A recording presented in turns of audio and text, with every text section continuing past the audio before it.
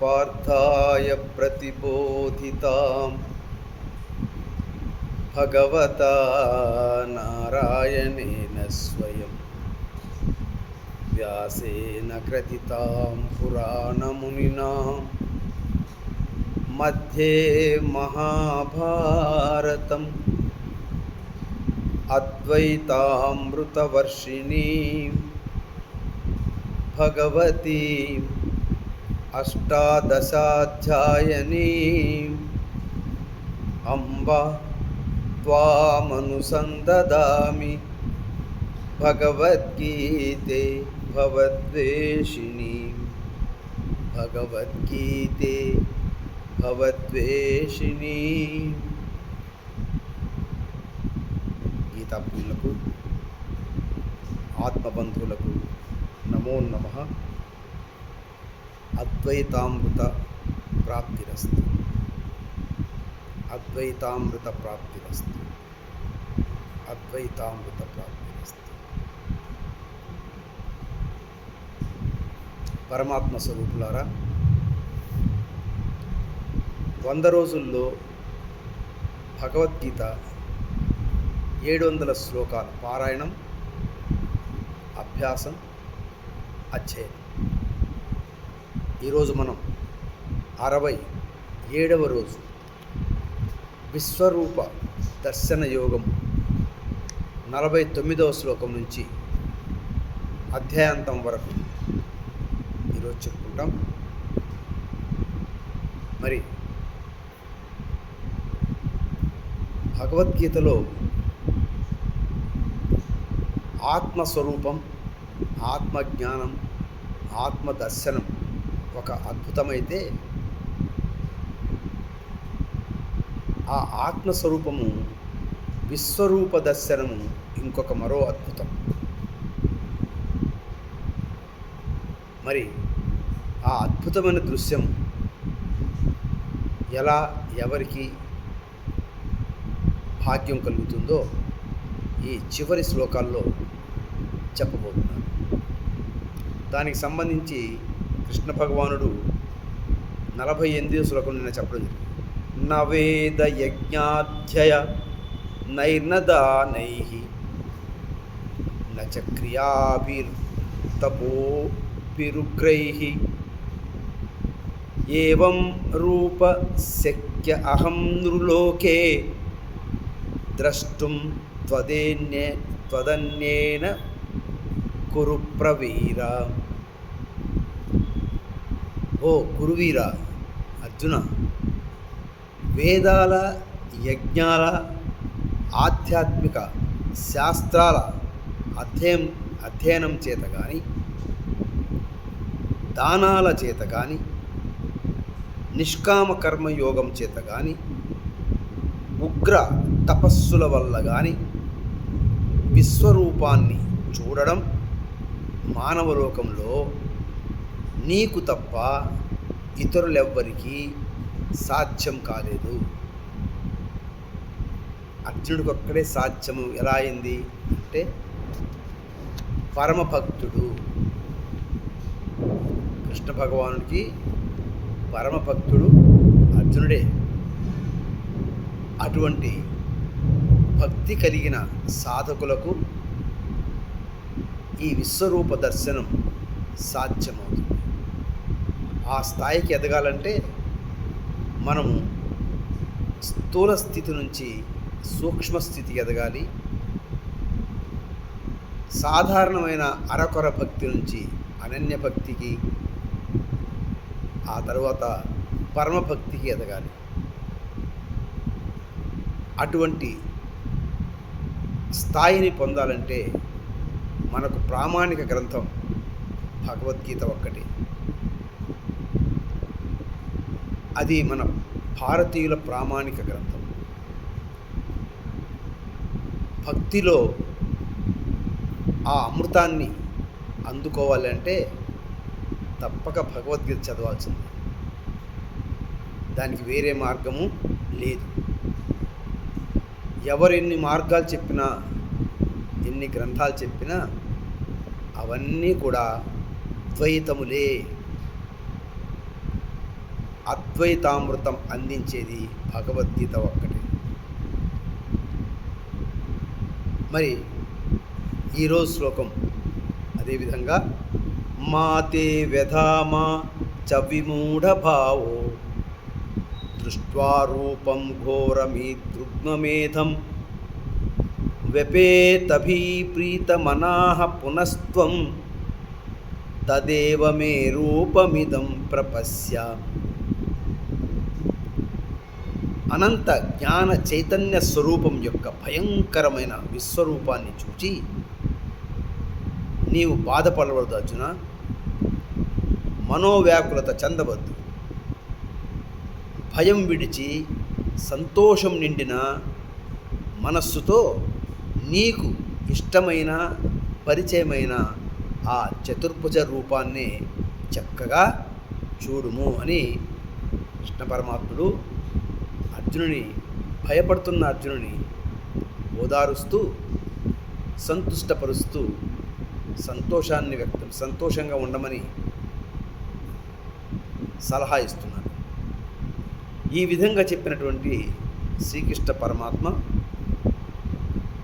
ఏం చేశాడో సంజయుడు ఇలా చెబుతున్నాడు. సంజయ ఉవాచ ఇత్యర్జునం వాసుదేవస్తథోక్త్వా స్వకం రూపం దర్శయామాస భూయః ఆశ్వాసయామాస చ భీతమేనం భూత్వా పునః సౌమ్య వపుర్మహాత్మా. సంజయుడు అంటున్నాడు, అర్జునితో ఇలా పలికిన శ్రీకృష్ణ భగవానుడు తన దివ్యమైన చతుర్భుజ రూపాన్ని చూపాడు. తదుపరి సౌమ్యమైన మానవ రూపాన్ని ధరించినటువంటి ఆ మహాత్ముడు భయపడి ఉన్న అర్జునునికి సంతోషాన్ని కలిగించాడు. అంటే పరమాత్మ చూపినటువంటి అనుగ్రహాన్ని ఎవరైనా ఇతరులు మాటలతో వెల్లడిస్తే కానీ తెలియదు. ఆ అద్భుతానందం అనుభవించేవారు స్వయంగా చెప్పలేరు కదా. అందుచేత సంజయుడు నేపథ్యం నుండి ఆ విషయాన్ని ఇలా చెప్పారు. మొదట దివ్యమైన చతుర్భుజ రూపాన్ని చూపి తదుపరి తన సాధారణ మానవ రూపాన్ని, అనగా 2 చేతులతో ఉన్న రూపాన్ని చూపాడు. ఈ 2 చేతులతో ఉన్నదే సౌమ్య రూపము, సౌమ్య వపు అని శ్లోకంలో చెప్పడం జరిగింది. ఈ విధమైనటువంటి సౌమ్య రూపాన్ని చూచి అర్జునుడు ఇలా అంటున్నాడు. అర్జున ఉవాచ దృష్ట్వేదం మానుషం రూపం తవ సౌమ్యం జనార్దన, తవ సౌమ్యం జనార్దన ఇదానీమస్మి సంవృత్తః సచేతః ప్రకృతిం గతః. అర్జునుడు ఎలా అంటున్నాడు, ఓ కృష్ణ, నీ యొక్క సౌమ్యమైన మానవ రూపాన్ని చూచి నేను స్వస్థ చిత్తుడనయ్యాను, అంటే సంతోష చిత్తుడయ్యాడు. నా యొక్క మామూలు స్థితిని, ధైర్యాన్ని పొందాను. అంటే భయపడుతున్నటువంటి ఆ ఉగ్రరూపాన్ని చూసి భయపడుతూ ఉన్నారు కదా, ఈ స్వరూపం అంటే మానవ రూపాన్ని చూసి మనసు స్థిమితపడి ధైర్యాన్ని పొందాడు. మరి అర్జునుడి యొక్క ఈ వాక్యములు విని భగవానుడు తాను చూపించినటువంటి విశ్వరూపం యొక్క మహిమాతి శయమును, మహిమాతి శయమును ఈ క్రింది శ్లోకాల్లో తెలియచేస్తున్నారు.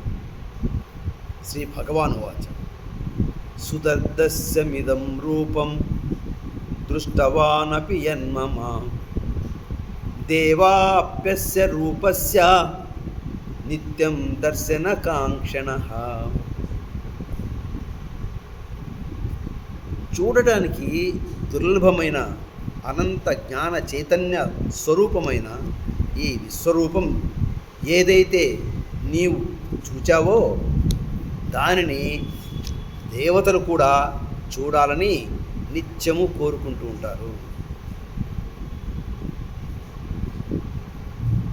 ఈ విశ్వరూపాన్ని, పరమాత్మ యొక్క యథార్థ తత్వాన్ని మానవులే కాదు దేవతలు కూడా నిత్యము దర్శించాలని కోరుకుంటూ తపిస్తూ ఉంటారని పరమాత్ముడే తెలియజేశాడు. అంతటి శ్రేష్టమైనది మానవ జన్మ. అర్జునుడు మాత్రమే ఈ విశ్వరూప దర్శనాన్ని చూడగలిగాడంటే అది మానవ జన్మకు ఎంతో శ్రేయోదాయకం. అందుకని నరజన్మ దుర్లభం అంటారు. ఏమండి, మరి దాన్ని సార్థకం చేసుకోవాలి. అంతటి శ్రేయస్కరమైన శ్రేష్టమైన మానవ జన్మని వృధా చేసుకోకూడదు. ఏమండి, ఆత్మను గూర్చి తెలుసుకొని పరమాత్మను చేరగల శక్తి ఒక్క మానవ అంతఃకరణకే ఉన్నది. అందుచేతనే ఆ ప్రత్యక్ష దేవతలు మానవ జన్మ కోరుతారు. ఎందుచేత అంటే తనను తాను తెలుసుకొని తద్వారా ఆత్మ పరమాత్మ సాయుధ్యం సులభంగా పొందగలరు. సాక్షాత్తు ఆ పరమాత్మే అవగలరు కూడా. అందుకనే దేవతలు 100 క్రతువులు చేసిన పుణ్యఫలంతోనైనా పుణ్యఫలంతో మానవ జన్మ పొందాలని కోరుకుంటూ ఉంటారు.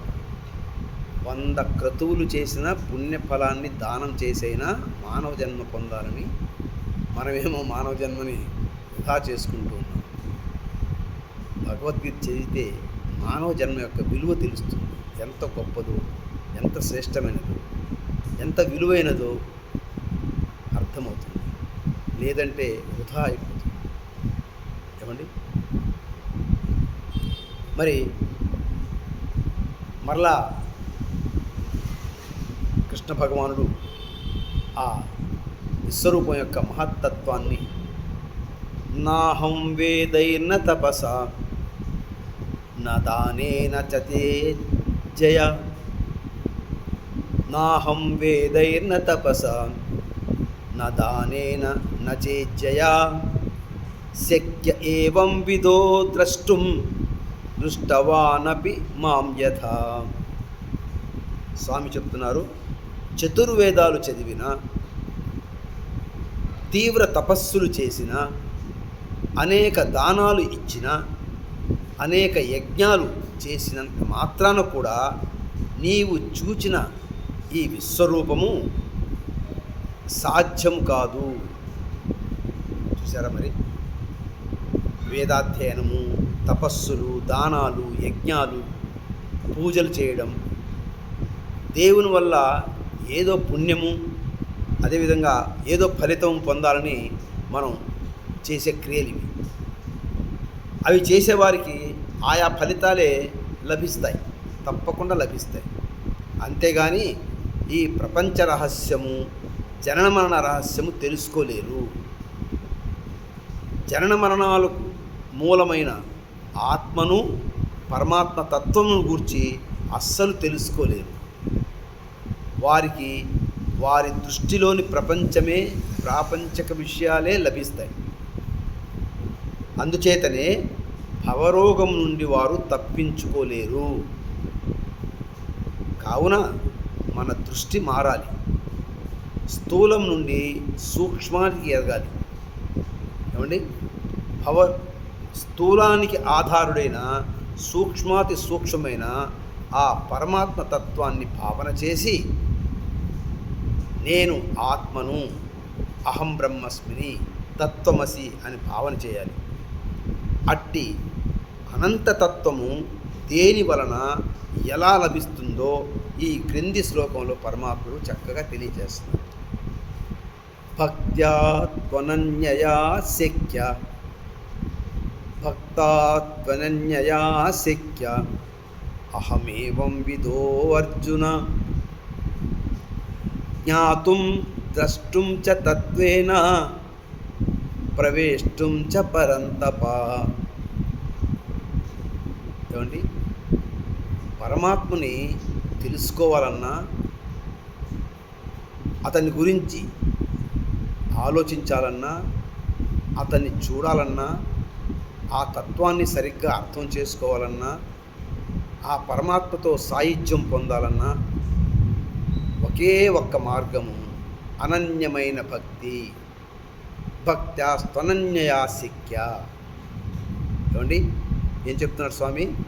ఓ పరంతప అర్జున, యథార్థ తత్వమైన ఆ పరమాత్మ నీవే, నేనే, మనమే అనే అనుభవాన్ని అనన్యమైన భక్తి ద్వారా మాత్రమే తెలుసుకోవడానికి, అంటే జ్ఞాతం చూడడానికి, ద్రష్టం తదుపరి ఆ భావంలో ప్రవేశించడానికి, అనగా ప్రవేశం సాధ్యపడుతుంది.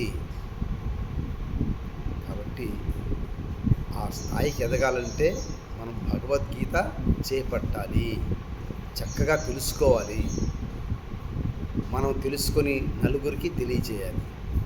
ఏమండి, మరి